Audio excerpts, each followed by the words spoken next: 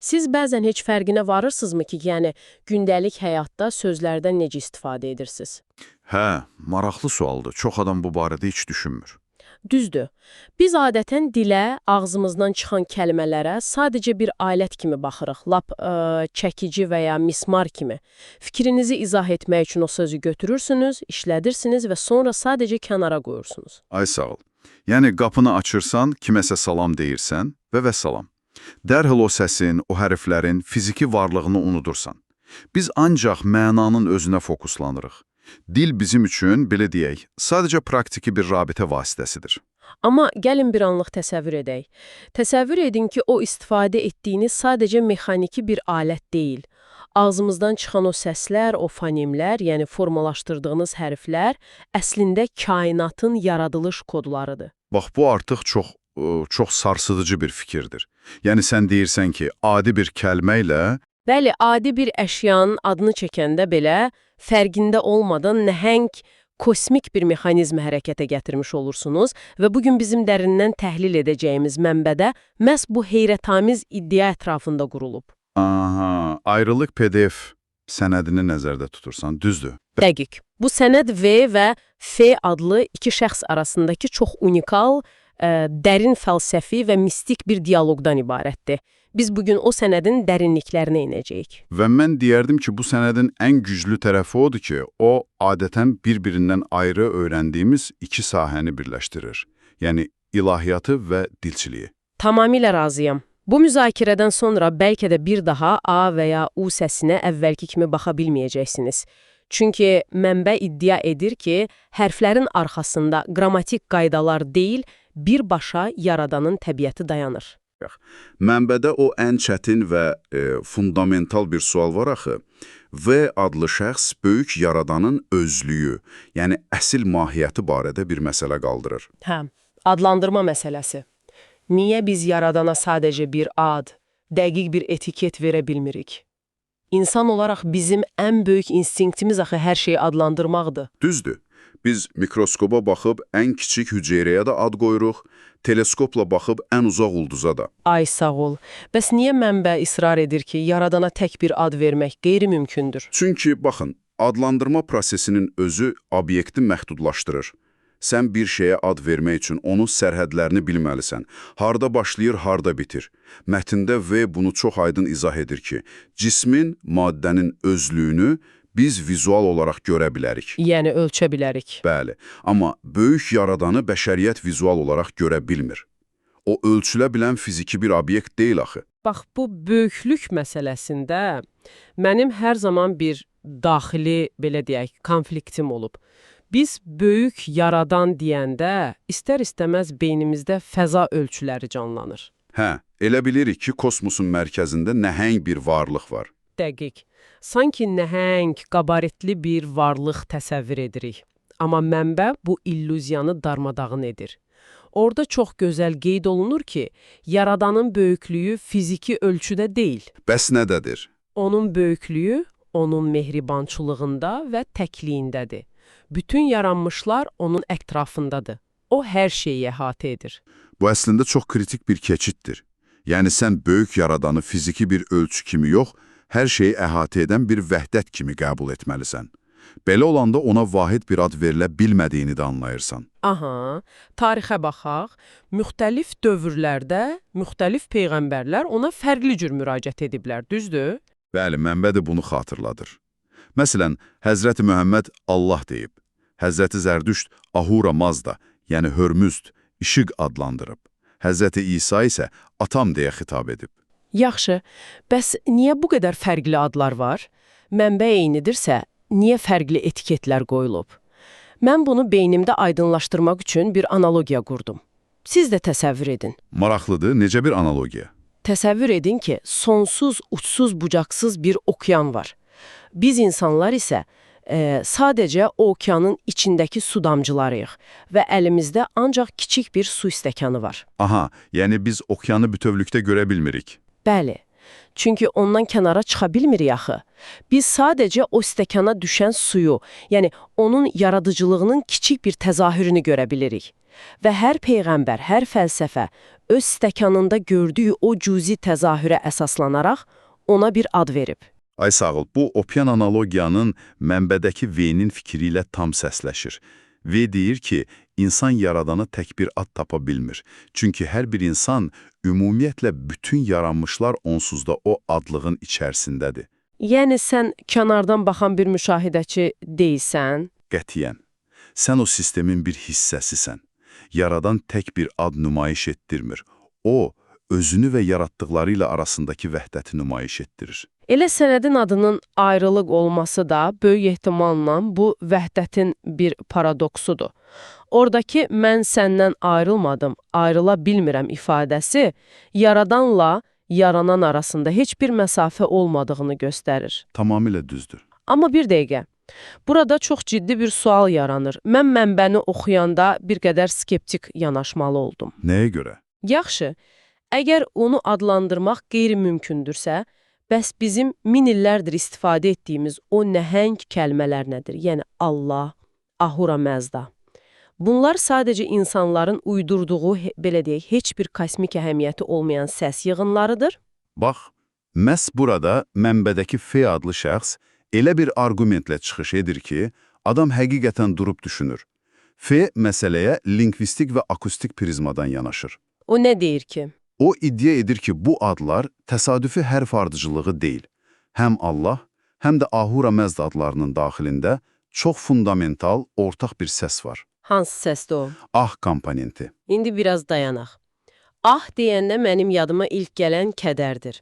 Dərd, təəssüf hissidir. Adam yorulur, dərindən bir ah çəkir, düzdür? Hə, adətən belə düşünürük. Amma F, özünün Sözün Sirri, Səsin Sirri kitabına istinad edərək, tamamilə başqa bir mexanizm irəli sürür. O deyir ki, bu səs qətiyyən kədər deyil. Bəs nədir? Bu, insanın ani olaraq yaradanı yada salmasıdır. Ehtiyac anında onun nuru ilə daxili bir bağlantı qurmasıdır. Sənətdə bu səs kainata verilən bir nəfəs adlandırılır. Sən özün də dərindən nəfəs alıb ah deyəndə, bir növ o daxili enerjini xaricdəki sonsuzluqla rezonansa gətirirsən, eləmi? Ay sağ ol, məhz rezonans. Bax, istəyirəm bunu biraz da dərindən incələyək.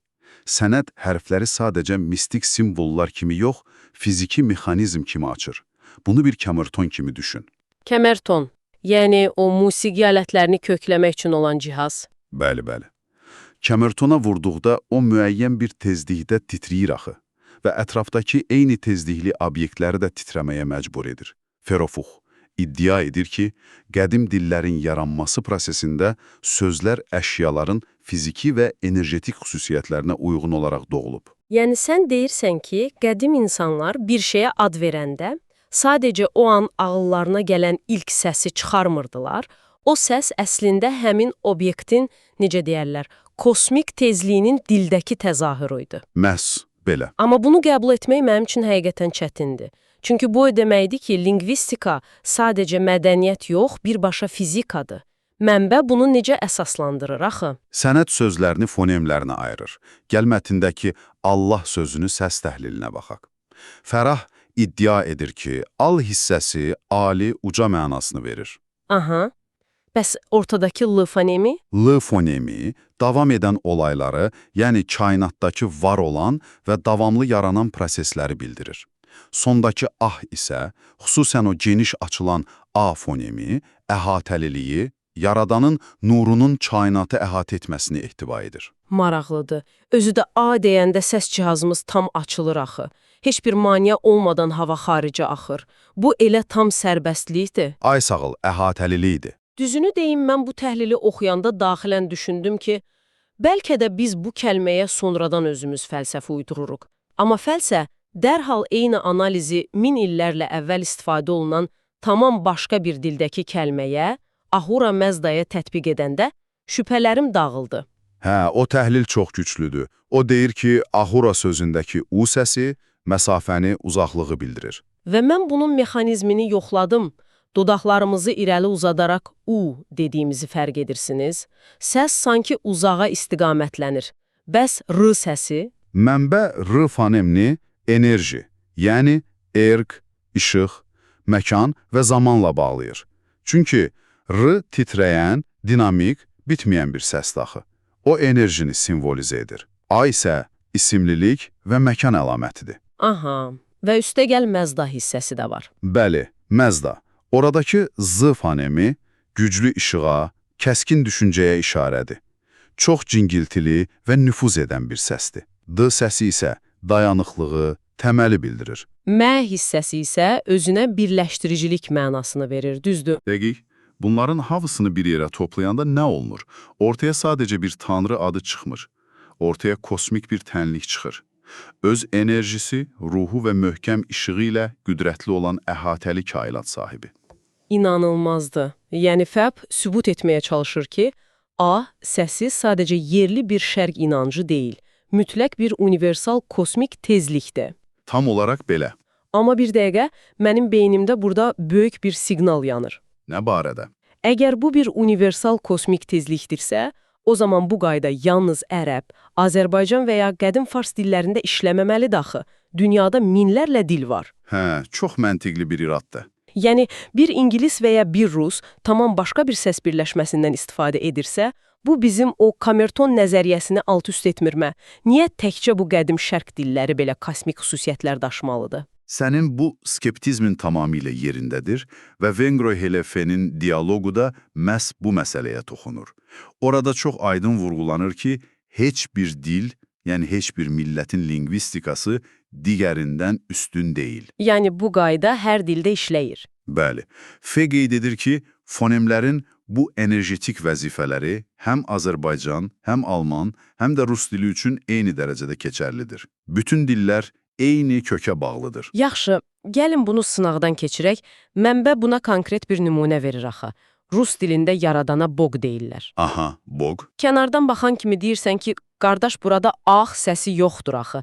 B, O və G. Bəs bu necə eyni kökə, eyni tezliyə bağlı olur? Baxın, sənətdə Vengroy bunu çox heyrətamiz bir şəkildə izah edir.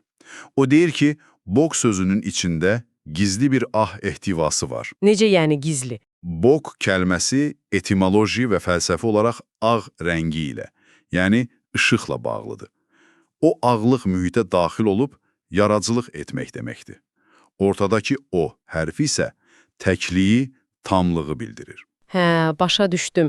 Yəni səs zahirən fərqli görünsə də, onun şuuraltı enerjetik nişangahı yenə də işığa, təkliyə tuşlanıb. Ay sağ ol. Və bunu daha da möhkəmləndirmək üçün sənətdə böyük yaradanın Yaranış adlı mətnindən sitatlar gətirilir. Orada deyilir ki, İlkdən söz mənimlədir və ilkdən söz sözlədir, bir kökdən, bir kökdə. Yəni bu söz, informasiyanın səsli ötürülməsi insanın sonradan kəşf etdiyi bir şey deyil. Bu yaranışın strukturunun elə özüdür. Düzdür. Fərqli coğrafiyalarda fərqli səslərlə olsa belə, əslində insan zəkasına verilən bir istiqamətdir bu. Siz bir anlıq bunun fərqinə varın. Təsəvvür edin ki, səhər durmusunuz, əlinizə hər gün içdiyiniz o suyu tutan əşyanı götürürsünüz və ona şüşə deyirsiniz.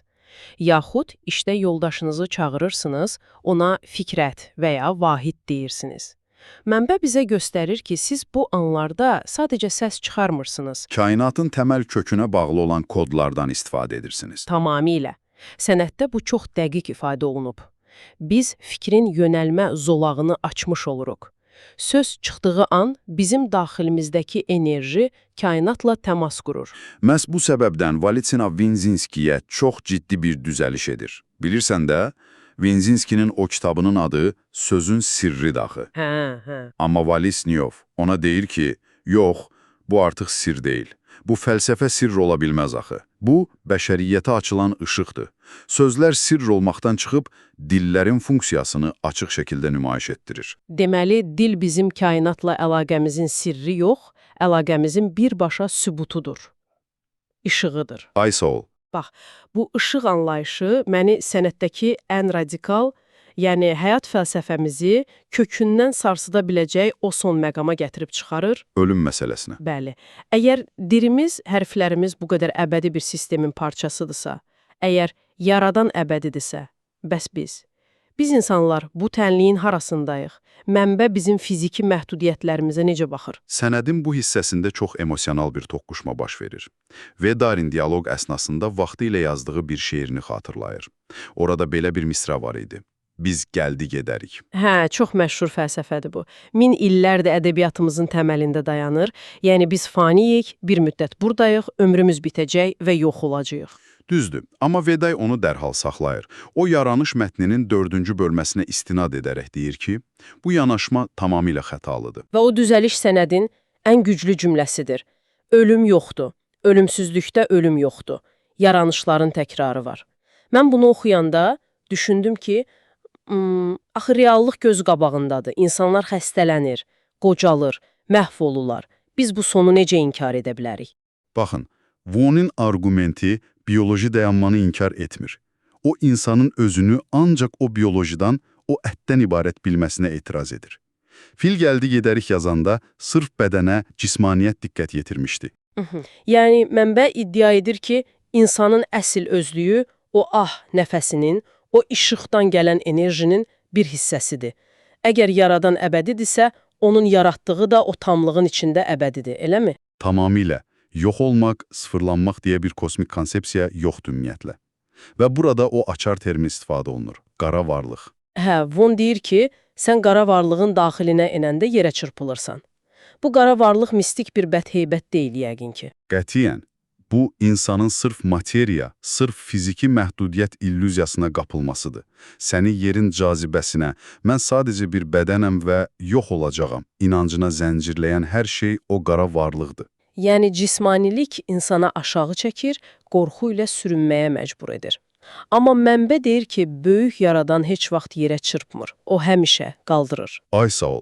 Sürünmək yox, qalxmaq. Qalxmaq isə ancaq idrakla, dərk etməklə mümkündür. Deməli, sən o qorxunu buraxıb kosmik işığın bir parçası olduğunu dərk edəndə qalxırsan. Sən təsadüfi bir bioloji mutasiya deyilsən. Sən o hər şeyə əhatə edən nəfəsinin daşıyıcısısan. Bayaq dediyimiz okean analogiyasına qayıtsaq. Sən okeanın içindəki bir damcı deyilsən. Sən okeanın elə məhz özünsən. Sadəcə kiçik bir formadasan. Gözəl dedin. Və bu məlumat həyata baxışımızı kökündən dəyişdirir. Ölüm qorxusunu o qara varlıqla birlikdə kənara atsan, nə qalır yerdə? Ən böyük illüziyasına kinayə ilə seçilib axı, yaradandan ayrı olmaq illüziyasına. Çünki biz ondan heç vaxt ayrılmamışıq. Ayrılıq fiziki deyil, ancaq qara varlıq səviyyəsində yaşanan zehni məhdudiyyətdir. İşığa qalxdıqca ayrılıq yox olur. Tam razıyam. Bilirsiniz, biz bu mənbədəki sözlərin, səslərin və işığın enerjisini o qədər analiz etdik ki, mənim indi ağlıma tamamilə başqa bir şey gəlir. Mətndə birbaşa yazılmayan, amma bizi düşünməyə vadar edən bir məqam var. İstəyirəm bunu sizinlə, dinləyicilərlə paylaşım. Buyur, nədir o? R səsinin arxasında kainatın təməl enerjiləri dayanır. Sizin istifadə etdiyiniz sözlər həqiqətən də zəkaya, ətrafınızdakı reallığa istiqamət verir. Onlar həmin o dediyimiz kosmik kamertonlardır. Aha. O zaman bir anlıq durun və düşünün. Siz səhər güzgünün qarşısına keçib, özünüzə, yaxud işdə bir səhv edəndə, kiməsə yönəltdiyiniz o mənfi, dağıdıcı, alçaldıcı sözlərlə əslində nə edirsiniz? Çox dərin bir nöqtəyə toxundun. Siz sadəcə əsəbinizi çıxarmırsınız axı. Siz öz səs cihazınızdan çıxan o yaradıcı enerjini silah kimi istifadə edərək öz reallığınızda necə dağıdıcı bir kainat inşa edirsiniz. Fərqində olmadan özünüzü o ilahi işığa tərəf qaldırırsınız, yoxsa öz sözlərinizlə özünüzü maddi qara varlığın ağırlığına yerə çırpırsınız. Mənbə bizə göstərdi ki, sizin nəfəsiniz, sizin axınız kainatın elə özüdür. O enerjini bugün necə istifadə edəcəksiniz? Qərar tamamilə sizindir. Bunu öz ixtiyarınıza və daxili kəşfinizə buraxırıq.